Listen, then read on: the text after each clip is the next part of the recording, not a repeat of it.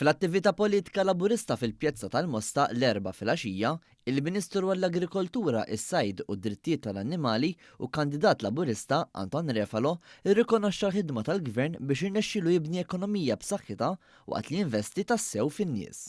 Dr. Refalo saħaq kif il-Partit Laburista u garanzija li dak li jgħid tassew jwettqu biex ikun ta' spalla għaċ-ċittadini kollha Maltin u Għawċin. U semma kif pajjiżna għadda minn momenti diffiċli u esperjenza min verament jaf jmexxi li muħat ħlif il-Prim Ministru u mexxej Laburista Robert Abela. Brabta Mawdex, Refalo qal li l-Gżira fil-passat qatt m'offrit daqstant opportunitajiet u investimenti daqs illum fejn qed tiġġenera biljun euro fl-ekonomija. Llum Għawdex huwa differenti. Għandna aktar investiment, aktar opportunitajiet, aktar servizzi, aktar konnettività, aktar attività ekonomika, b'ekonomija li f'Għawdex qed tiġġenera il-biljun euro fis-sena.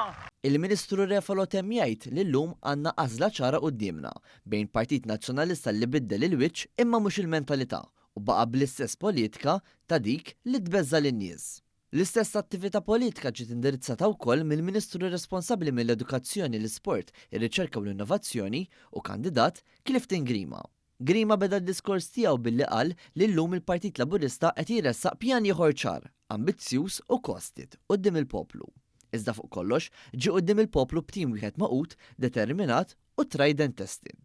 Il-Ministru saħaq li l-Partit Laburista fil-Gvern investa b'mod b'saħħtu fl-edukazzjoni f'din il-leġislatura b'xejn inqas minn 140 miljun euro fi skejjel differenti madwar Malta u Għawdex.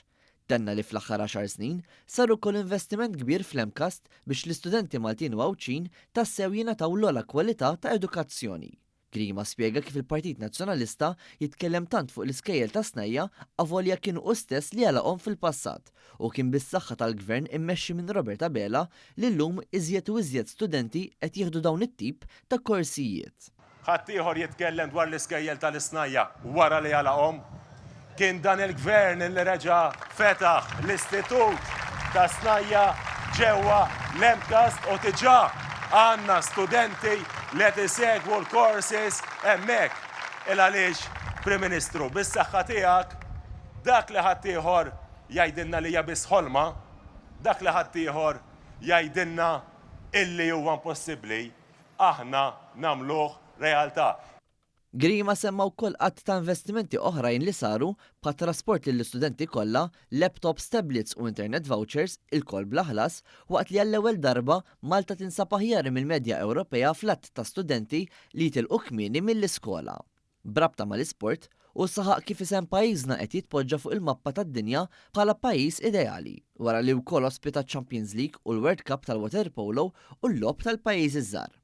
Hawn semma li fl-aħħar snin, Gvern Laburista investa 120 miljun euro fl-infrastruttura sportiva. Għaldaqstant, waqt li tenna li Gvern ġdid Laburista biss taħt it-tmexxija ta' Robert Abela li kapaċi jgarantixxi kontinwità fi żjed żviluppi pożittivi, il-Ministru Grima qal li l-għażla fit-30 ta' Mejju li ġej hi waħda ċara u kulħadd jeħtieġ joħroġ jivvota lill-Partit Laburista.